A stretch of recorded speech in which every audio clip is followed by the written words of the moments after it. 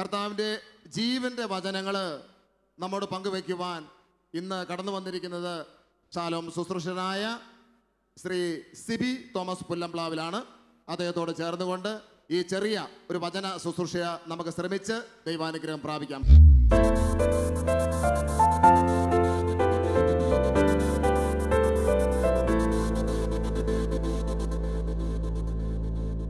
Night vigil നാം ഒരുമിച്ചിരുന്ന് പ്രാർത്ഥിക്കുന്നു.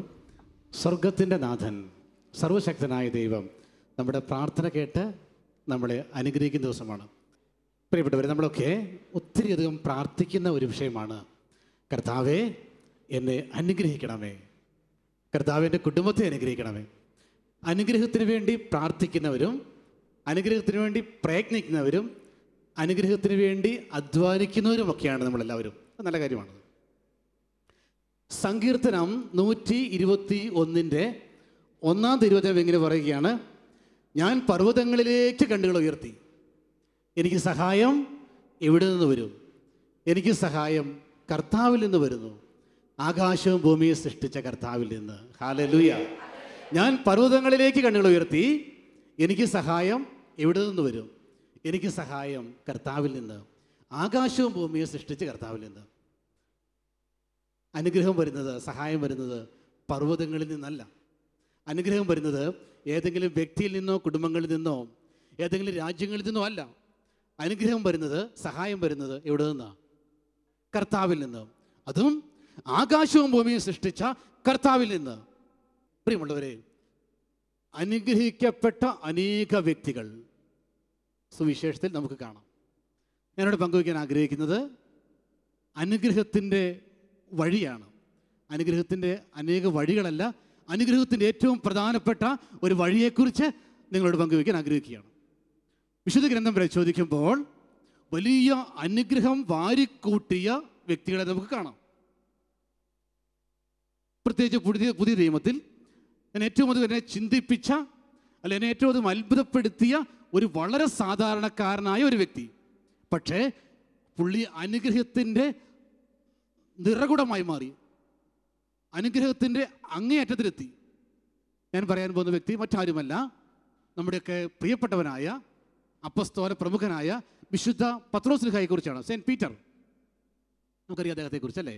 ഒരു സാധാരണക്കാരനായ, വലിയ അറിവോ വിദ്യാഭ്യാസമില്ലാത്ത ഒരു മീൻപിടുത്തക്കാരൻ.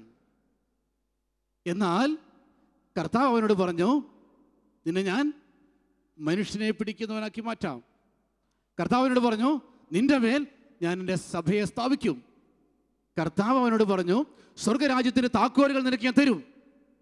കർത്താവിനോട് പറഞ്ഞു, നീ ഭൂമിയിൽ കെട്ടുന്നതെല്ലാം സ്വർഗത്തിലും കെട്ടപ്പെട്ടിരിക്കും, നീ ഭൂമിയിൽ അഴിക്കുന്നതെല്ലാം സ്വർഗത്തിലും അഴിക്കപ്പെട്ടിരിക്കും. ചിന്തിച്ചു നോക്കി, എന്തുമാത്രം ഉന്നതമായ പൊസിഷനാണ് ദൈവം നൽകിയത്. ആർക്കും ചിന്തിക്കാൻ സാധിക്കാത്ത വലിയ പൊസിഷൻ നൽകി, അംഗീകാരം നൽകി. ഒരു മനുഷ്യന് ലഭിക്കാൻ സാധിക്കുന്നതിനേക്കാൾ വലിയ അംഗീകാരവും പൊസിഷനും നൽകി ദൈവമായ കർത്താവ് പത്രോസിനെ ഉയർത്തി. സ്വർഗരാജ്യത്തിൻ്റെ താക്കോലുകൾ ഞാൻ നിന്റെ കരങ്ങളിൽ തരും. പറയുക, എൻ്റെ സഭയെ ഞാൻ നിന്നിൽ പണിതുയർത്തും. പറയുക, നീ ഭൂമിയിൽ കെട്ടുന്നതെല്ലാം ഞാൻ സ്വർഗത്തിലും കെട്ടും, നീ ഭൂമിയിൽ അഴിക്കുന്നതെല്ലാം ഞാൻ സ്വർഗത്തിലും അഴിക്കും. വലിയ അംഗീകാരം നൽകി, സ്ഥാനമാനങ്ങൾ നൽകി ദൈവമായ കർത്താവ് പത്രോസിനെ അനുഗ്രഹിച്ചു. ഹല്ലേലൂയ. പരമാവധി പറയാം ഹല്ലേലൂയ. കരങ്ങൾ പറയാം ഹല്ലേലൂയ. ഒരുമിച്ച് ഹല്ലേലൂയ. ഇനി ചിന്തിക്കേണ്ടത്, പത്രോസ് എന്ന വ്യക്തി നമുക്കറിയാം ഉന്നതമായ വിദ്യാഭ്യാസമുള്ള വ്യക്തിയല്ല, വലിയ സ്ഥാനമാനങ്ങൾ ഉണ്ടായിരുന്ന വ്യക്തിയല്ല, വലിയ അറിവുള്ള വ്യക്തിയല്ല, പാണ്ഡിത്യമുള്ള വ്യക്തിയല്ല. സാധാരണക്കാരനായ നമ്മെപ്പോലെ, എന്നെപ്പോലെ, നിങ്ങളെപ്പോലെ ഒരുവൻ, അല്ലെങ്കിൽ നമ്മളെക്കാൾ കുറച്ചുകൂടെ താഴെ എന്ന് വേണമെങ്കിൽ ചിന്തിക്കാം. എവിടെയാണ് പത്രോസ് അനുഗ്രഹിക്കപ്പെട്ടത്? എവിടെയാണ് പത്രോസിന് അനുഗ്രഹത്തിന് വഴി തുറന്നു കിട്ടിയത്? അതേക്കുറിച്ച് ചിന്തിക്കേണ്ടത്. ലൂക്കായുടെ സുവിശേഷം 5-ാം അധ്യായം 1 മുതലുള്ള തിരുവചനത്തിൽ ഇപ്രകാരം പറയുകയാണ്, ദൈവവചനം കേൾക്കാൻ ജനങ്ങൾ തിങ്ങിക്കൂടി. അവൻ ഗനേസരത്ത് തടാകത്തിൻ്റെ തീരത്ത് നിൽക്കുകയായിരുന്നു. ആരാ? യേശു. അവൻ ഗനേസരത്ത് തടാകത്തിൻ്റെ തീരത്ത് നിൽക്കുകയായിരുന്നു. അവിടെ 2 വള്ളങ്ങളുണ്ടായിരുന്നു. മീൻപിടുത്തക്കാർ അതിൽ നിന്നിറങ്ങി വല കഴുകുകയായിരുന്നു. യേശു അതിൽ കയറി അവനോട് പറഞ്ഞു, അല്പം നീക്കിയിടുക. യേശു അതിൽ ഇരുന്ന് സുവിശേഷം പ്രസംഗിച്ചു. യേശു അതിലിരുന്ന് സുവിശേഷം പ്രസംഗിച്ചു. ഞാനിങ്ങനെ ചിന്തിക്കുകയാണ്, ഒരു വള്ളത്തിന്, ഒരു തോണിക്ക് കടലിൽ മറ്റൊരാളുടെ സഹായമില്ലാതെ കടലിൽ പൊങ്ങിക്കിടക്കുക സാധ്യമല്ല. കാറ്റുണ്ട്, തിരയുണ്ട്, തിരമാലകളുണ്ട്.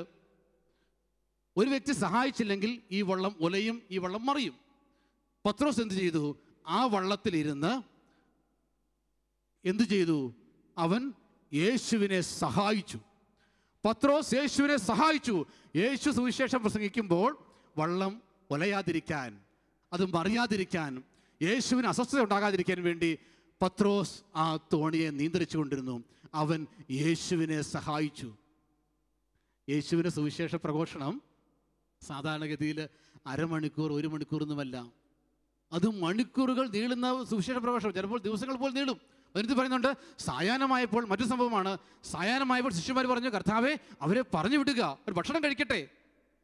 യേശു പറഞ്ഞു, അവരെ പറഞ്ഞു വിട്ടാൽ ക്ഷീണിച്ചവർ വഴിയിൽ തളർന്നു വീഴും. അത്രമാത്രം മണിക്കൂറുകൾ സുവിശേഷം പ്രസംഗിച്ചിരുന്നു. യേശു ഈ വഞ്ചിയിലിരുന്ന്, വള്ളത്തിലിരുന്ന് സുവിശേഷം പ്രസംഗിക്കുകയാണ്. പത്രോസ് ഈ തോണിയെ നിയന്ത്രിച്ചുകൊണ്ട് അവിടെ ഇരിക്കുകയാണ്. ഇനി ചിന്തിക്കേണ്ട മറ്റൊരു പോയിന്റ് ഇതാണ്, പത്രോസിൻ്റെ ആ സമയത്തെ അവസ്ഥകളൊന്ന് ചിന്തിക്കുമ്പോഴാണ് പത്രോസിൻ്റെ സമർപ്പണം എന്താണെന്ന് മനസ്സിലാകുന്നത്. വചനം പറയുകയാണ്, അവൻ വല കഴുകുകയായിരുന്നു. ഈശോ വിളിക്കുന്നതിന് മുമ്പ് അവൻ വല കഴുകുകയായിരുന്നു. വല കഴുകുക എന്ന് പറഞ്ഞാൽ അത് മീൻപിടുത്തത്തിന് മുൻപുള്ള പ്രവൃത്തിയല്ല, മീൻപിടുത്തത്തിന് ശേഷമുള്ള പ്രവൃത്തിയാണ്. മീൻ പിടിക്കുന്നത് എപ്പോഴാണ്? പകലാണോ രാത്രിയാണോ? മീൻ പിടിക്കുന്നത് രാത്രിയിലാണ്. മുക്കൂർ മീൻ പിടിക്കുന്നത് രാത്രിയിലാണ്. അവർ രാത്രി മുഴുവൻ മീൻ പിടിച്ചു. രാവിലെ വഞ്ചി കരയോടടുപ്പിച്ചിട്ട് വല കഴുകുകയാണ്. അടുത്ത പ്രവൃത്തി എന്താ? ക്ഷീണിച്ച് തളർന്ന പത്രോസിന് ഒന്ന് വല കഴുകിയിട്ട് വേണം നടുനിവർത്തി ഒന്ന് കിടക്കാൻ. ഒരു സ്വപ്നം കണ്ട് വലിയ ആഗ്രഹത്തോടെ വല കഴുകുക. ഈ വല കഴുകിയിട്ട് വേണം ക്ഷീണിച്ച ശരീരത്തെ ഒന്ന് കിടത്തണം, ഒന്ന് വിശ്രമിക്കണം. അത്രമാത്രം ആഗ്രഹത്തോടെ അവൻ വല കഴുകുക. ഒരു ടാക്സി ഡ്രൈവർ, ദിവസം മുഴുവൻ വണ്ടി ഓടിക്കുന്ന ഒരു ഡ്രൈവർ, സായാഹ്നമാകുമ്പോൾ വാഹനം കഴുകി വെച്ച് ഒരാഗ്രഹമാണ് ഒന്ന് നട്ടു നിവർത്തണം. ഒരു പണിക്കാരൻ പകൽ മുഴുവൻ അധ്വാനത്തിന് ശേഷം സായാഹ്നമാകുമ്പോഴേക്കും പണിയായുധങ്ങളൊക്കെ ഒന്ന് കഴുകി വെച്ച് അവനൊന്ന് നട്ടു നിവർത്തണം. ഒരു കച്ചവടക്കാരൻ പകലെല്ലാം കഴിഞ്ഞതിന് ശേഷം വൈകുന്നേരം സാധനങ്ങളൊക്കെ ഇത് ഒരുക്കി വെച്ച് അവനൊന്ന് വിശ്രമിക്കണം. അടുക്കളയിൽ പണിയെടുക്കുന്ന ഒരു വീട്ടമ്മയ്ക്ക് ദിവസത്തെ മുഴുവൻ അധ്വാനവും കഴിയുമ്പോൾ പശുവിനെ നോക്കി, ആടിനെ നോക്കി, പറമ്പിൽ ഓടി, അടുക്കളയിൽ പണിയെടുത്തു, എല്ലാ പണികളും കഴിഞ്ഞ് സായാഹ്നമാകുമ്പോൾ അടുക്കള ഒരുക്കി ഒന്ന് വൃത്തിയായി പാത്രങ്ങളെല്ലാം അടുക്കി വെച്ചതിന് ശേഷം ഒരു സ്വപ്നമാണ് ഒന്ന് നടുന്ന് നിവർത്തിയത് വിശ്രമിക്കണം. ഇതേപോലെ തളർന്ന ഒരു വ്യക്തി, അവരിൽ നിന്നാണ് യേശു അവൻ്റെ സഹായം തേടിയത്. ഇവിടെ തിരിച്ചറിയുന്ന സത്യം ഇതാണ് പ്രിയമുള്ളവരെ, ഇവിടെയാണ് എൻ്റെ നിങ്ങളുടെയും ഒക്കെ ജീവിതത്തിൻ്റെ പ്രസക്തി. നമ്മൾ എത്രമാത്രം കഷ്ടപ്പെടുന്ന അലയുന്ന വ്യക്തിയാണെങ്കിലും നീ യേശുവിനെ സഹായിക്കണമെന്ന് കർത്താവ് ആഗ്രഹിക്കുന്നുണ്ട്. നീ ദൈവവചന പ്രഘോഷണത്തെ സഹായിക്കണമെന്ന് കർത്താവ് ആഗ്രഹിക്കുന്നുണ്ട്. അല്ലെങ്കിൽ യേശു ഏതെങ്കിലും പണിയില്ലാത്ത മടിയന്മാരെ പത്രോസിനെ വരെ വിളിക്കുമായിരുന്നു. ക്ഷീണിച്ച് തളർന്ന മടുത്ത പത്രോസിനെ ഈശോ വിളിച്ചു. അവൻ പരാതി കൂടാതെ യേശുവിനെ സഹായിച്ചു. പത്രോസിൻ്റെ ഏറ്റവും വലിയ യോഗ്യത അവൻ യേശുവിനെ സഹായിച്ചു എന്നുള്ളതാണ്. മറ്റൊരു പോയിന്റ് ചിന്തിക്കുക. ക്ഷീണിച്ച് തളർന്ന മടുത്ത പത്രോസിന് മറ്റൊരവസ്ഥ. വചനം പറയുകയാണ്, പത്രോസ് പറഞ്ഞു, കർത്താവേ, ഞാൻ രാത്രി മുഴുവൻ അധ്വാനിച്ചു, എനിക്ക് ഒന്നും കിട്ടിയില്ല. പ്രിയമുള്ളവരെ, ഒരു വ്യക്തി ഏറ്റവും കൂടുതൽ ക്ഷീണിപ്പിക്കുന്നത്, മടുപ്പിക്കുന്നത് അധ്വാനത്തിൻ്റെ ഭാരമല്ല, മറ്റെന്താണ്? ഒന്നും നേടാൻ പറ്റാത്തതിൻ്റെ നിരാശ. രാത്രി മുഴുവൻ അധ്വാനിച്ചു, ഒന്നും കിട്ടിയില്ല. നിരാശയുടെ പടുകുഴിയിലായിരിക്കുന്ന പത്രോസ് എങ്ങനെ ഭവനത്തിലേക്ക് പോകും? എങ്ങനെ വീട്ടിൽ ആഹാരത്തിനുള്ള വഴി ഉണ്ടാക്കും? എങ്ങനെ കൂട്ടുകാരുടെ മുഖത്ത് നോക്കും? നിരാശനായിരിക്കുന്ന, ദുഃഖിച്ചിരിക്കുന്ന, തകർന്ന മനസ്സുള്ള പത്രോസിനോട് കർത്താവ് പറഞ്ഞു, നീ എന്നെ സഹായിക്കുക.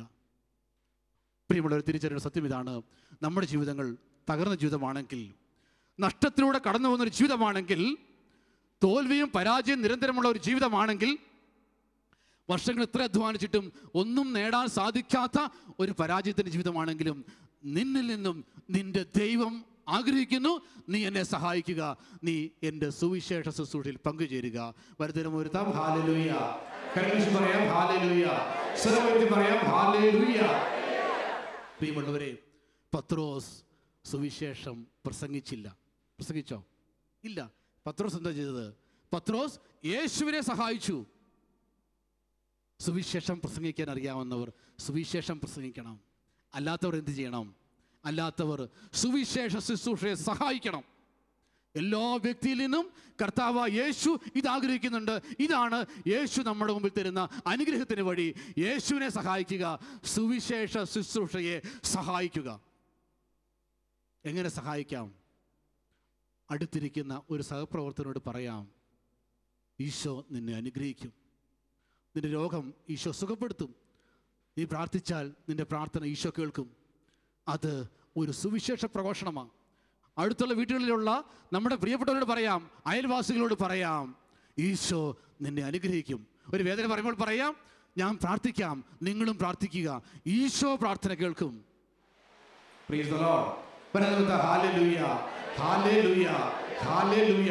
പ്രിയമുള്ളവരെ, യേശു എന്ന പേര്, യേശു എന്നെ അനുഗ്രഹിച്ചു എന്ന് പറയുമ്പോൾ, അനുഗ്രഹത്തിൻ്റെ പേര് ഒരു വ്യക്തിയോട് പറയുമ്പോൾ തന്നെ അവിടെ സുവിശേഷ പ്രഘോഷണമായി യേശുവിനെ സഹായിക്കലായി മാറി. ഹല്ലേലൂയ. നമുക്ക് സാധിക്കും പ്രാർത്ഥിക്കാൻ. കണ്ടിതിലൂടെ കർത്താവേ, ലോകത്തെ മുഴുവൻ അനുഗ്രഹിക്കണമേ.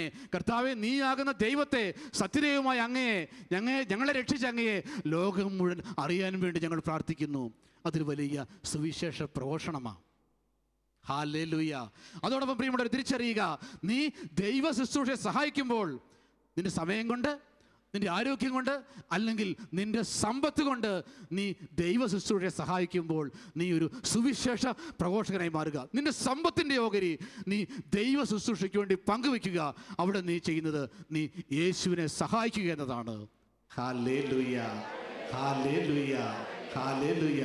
വചനം തുടർന്ന് പറയുകയാണ്, സംസാരിച്ചു കഴിഞ്ഞപ്പോൾ അവൻ പത്രോസിനോട് പറഞ്ഞു, ആഴത്തിലേക്ക് നീക്കി വലയെറുക്കുക. കാരണം എന്താ? യേശു അവൻ ആർക്കും കടക്കാരനല്ല. നമ്മുടെ യേശു ആർക്കും കടക്കാരനാകാത്ത ദൈവമാണ്. അവൻ്റെ അവസ്ഥ അറിയില്ല, അധ്വാനിച്ച മടുത്ത അവസ്ഥയോ അല്ലെങ്കിൽ അവന് ദാരിദ്ര്യം അറിയില്ല. യേശു അവനോട് പറഞ്ഞു, ആഴങ്ങളിലേക്ക് നീക്കി വലയെറിയുക. അവൻ പറഞ്ഞു, കർത്താവേ, രാത്രി മുഴുവൻ അധ്വാനിച്ചു, എങ്കിലും ഒന്നും കിട്ടിയില്ല, നീ പറഞ്ഞതുപോലെ ഞാൻ വലയെറുക്കാം. യേശു ആർക്കും കടക്കാരനായി മാറുന്നില്ല. മണിക്കൂറുകൾ എനിക്ക് വേണ്ടി മാറ്റിവെച്ചു, ഞാൻ അവനെ സഹായിക്കുകയാണ്. പത്രോസ് മീൻ പിടിക്കാൻ വേണ്ടി വലയെറിഞ്ഞു. വചനം വായിക്കുകയാണ്, വലയിൽ കയറിയ മത്സ്യനിമിത്തം വല കീർത്തക്ക രീതിയിൽ മത്സ്യങ്ങൾ നിറഞ്ഞു. കൂടെയുള്ളവരെ ആംഗ്യം കാണിച്ച് സഹായത്തിന് വിളിച്ചു. മറ്റു വള്ളങ്ങളും വന്ന് വഞ്ചികൾ മുങ്ങത്തക്ക രീതിയിൽ മത്സ്യസമ്പത്ത് അവൻ ശേഖരിച്ചു. ഹല്ലേലൂയ. ഒരു വ്യക്തി പ്രാർത്ഥിക്കുക, കർത്താവേ, എനിക്ക് ജോലി നൽകണമേ. അവൻ്റെ പ്രാർത്ഥന കേട്ട് അവന് ജോലി നൽകുന്നത് പോലെ ഒരു വ്യക്തി പ്രാർത്ഥിക്കുന്ന, കർത്താവേ, എൻ്റെ വിവാഹം നടക്കണമേ, എനിക്ക് കുഞ്ഞുങ്ങളുണ്ടാകണമേ. അവൻ്റെ പ്രാർത്ഥന കേൾക്കുന്നത് പോലെ ദൈവമായ കർത്താവ് അവൻ്റെ വരുമാന മാർഗത്തെ ദൈവം അനുഗ്രഹിച്ചു. ഒരു മുക്കുവൻ്റെ വരുമാനമാണ്, സമ്പത്താണ് മത്സ്യസമ്പത്ത്. കർത്താവ് വലിയൊരു ഫിഷ് നൽകുക. അതും സാധാരണ മത്സ്യങ്ങളല്ല, വിലയേറിയ മത്സ്യങ്ങൾ. പത്രോസിന് വലിയ സന്തോഷമായി. അവനൊന്ന് നേരെ നിന്നു. സ്വപ്നങ്ങൾ വീണ്ടും ഉണ്ടായി. എൻ്റെ കടഭാരം നീങ്ങാൻ പോവുകയാണ്, എൻ്റെ കഷ്ടപ്പാട് നീങ്ങാൻ പോവുകയാണ്, ഞാൻ സമ്പന്നനായി മാറാൻ പോവുകയാണ്, എനിക്കിതാ മത്സ്യസമ്പത്ത് കിട്ടിയിരിക്കുന്നു. എന്നെ നെഞ്ചു വിരിച്ച് എൻ്റെ കുടുംബത്തിലേക്ക് കടന്നു ചെല്ലണം, എൻ്റെ കൂട്ടുകാരുടെ ഇടയിലൂടെ ഒന്ന് സന്തോഷത്തോടെ യാത്ര ചെയ്യണം. പ്രിയമുള്ളവരെ, ഈ കാലഘട്ടങ്ങളിൽ അനേക ദൈവവചന ശുശ്രൂഷകർക്ക് പറ്റിയ വലിയൊരു അപകടം, വലിയൊരു അബദ്ധം പത്രോസിന്റെ ജീവിതത്തിൽ പറ്റിയില്ല. ഹല്ലേലൂയ. ഹല്ലേലൂയ. കരവീശി പറയാം, ഹല്ലേലൂയ. വചനം പറയുന്നത് അവൻ മത്സ്യവുമായി ചന്തയിലേക്ക് പോയി എന്നല്ല. വചനം പറയുന്നത് അവൻ തോണി കരയ്ക്കടുപ്പിച്ചതിന് ശേഷം എല്ലാം ഉപേക്ഷിച്ച് യേശുവിനെ അനുഗമിച്ചു. അതാണ് പത്രോസിൻ്റെ ജീവിതത്തിലെ ഏറ്റവും ടേണിംഗ് പോയിന്റ്, നിർണായകമായ തീരുമാനം. അവൻ അനുഗ്രഹത്തിൻ്റെ പിന്നാലെ പോയില്ല, അവൻ അനുഗ്രഹിച്ചവൻ്റെ മുഖത്തേക്ക് നോക്കി.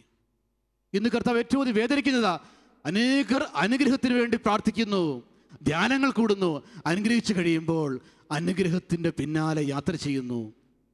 ഒരു ജീവിത പങ്കാളിക്ക് വേണ്ടി പ്രാർത്ഥിക്കുന്ന വ്യക്തിയുടെ പ്രാർത്ഥന കേട്ട് ദൈവം അവന് ജീവിത പങ്കാളി നൽകുമ്പോൾ അവൻ്റെ ജീവിതം ജീവിത പങ്കാളിക്ക് വേണ്ടി തടയ്ക്കപ്പെടുന്നു.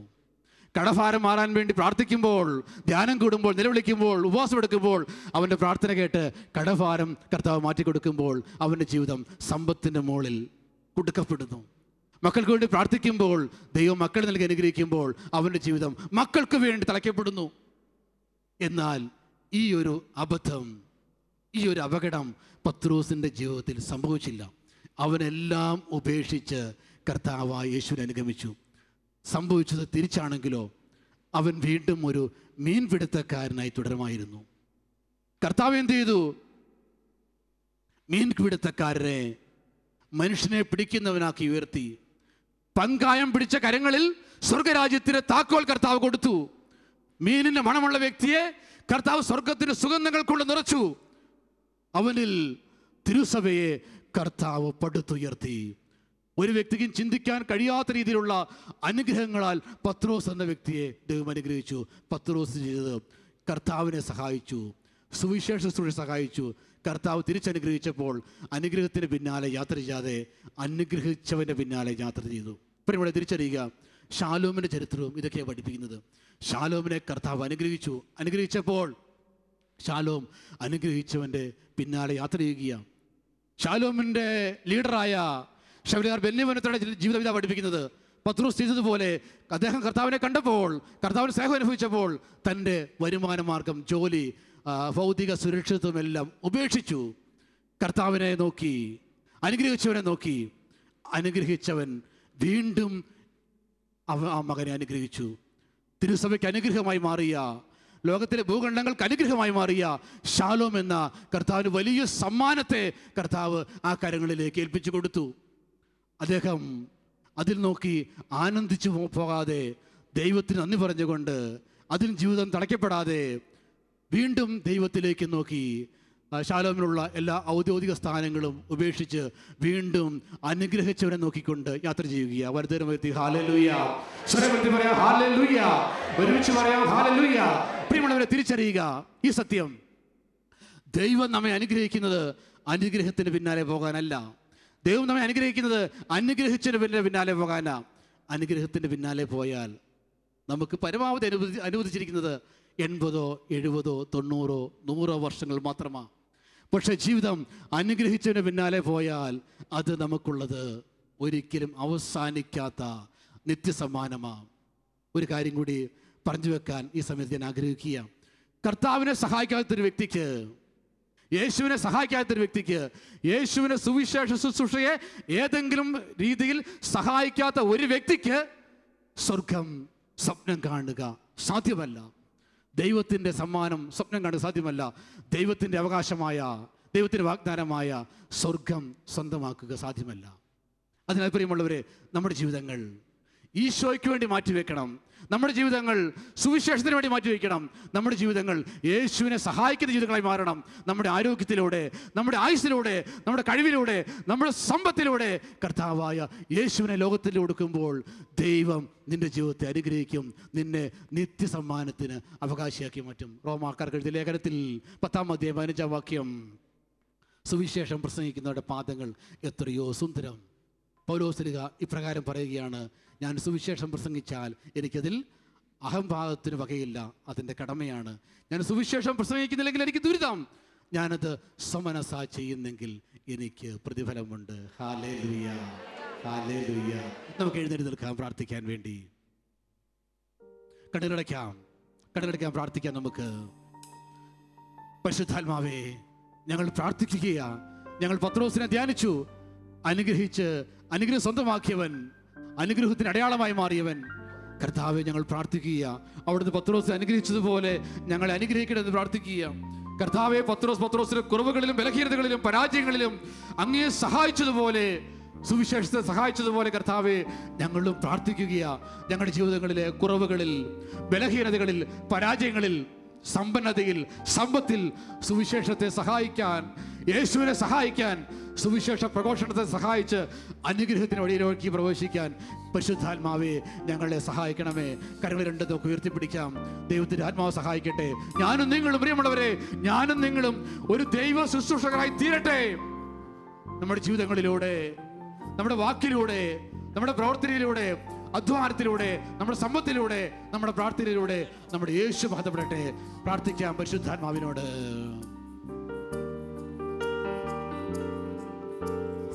ആത്മാവേ എന്നെ അയക്കണമേ നിൻ വചനം ഘോഷിക്കാൻ. ആത്മാവേ എന്നെ അയക്കണമേ നിൻ നാമം കീർത്തിക്കാൻ.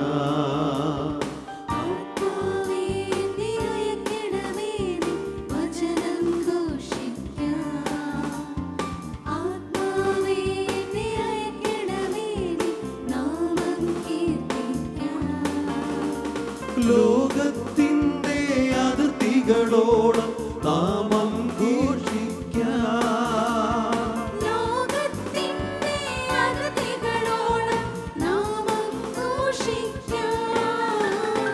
ആത്മാവേ എന്നെ ഒരുക്കണമേ, ആത്മാവേ എന്നെ അയക്കണമേ, ആത്മാവേ എന്നെ ഒരുക്കണമേ, ആത്മാവേ എന്നെ അയക്കണമേ, ആത്മാവേ എന്നെ ഒരുക്കണമേ, ആത്മാവേ എന്നെ അയക്കണമേ, ആത്മാവേ എന്നെ ഒരുക്കണമേ, ആത്മാവേ എന്നെ അയക്കണമേ.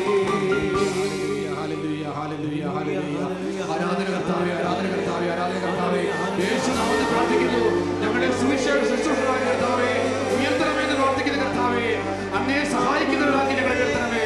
ഹല്ലേലൂയ, ഹല്ലേലൂയ, ഹല്ലേലൂയ, ഹല്ലേലൂയ, ഹല്ലേലൂയ.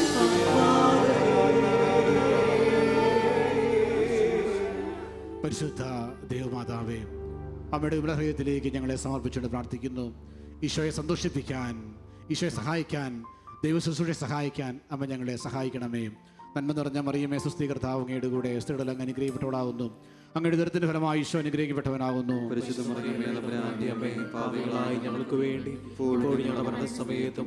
പിതാവിനും പുത്രനും പരിശുദ്ധാത്മാവിനും സ്തുതി. ഷാലോൻ ടിവിയുടെ സ്വർഗീയ മധ്യസ്ഥനായ വിശുദ്ധ യോസേപ്പ് പിതാവേ,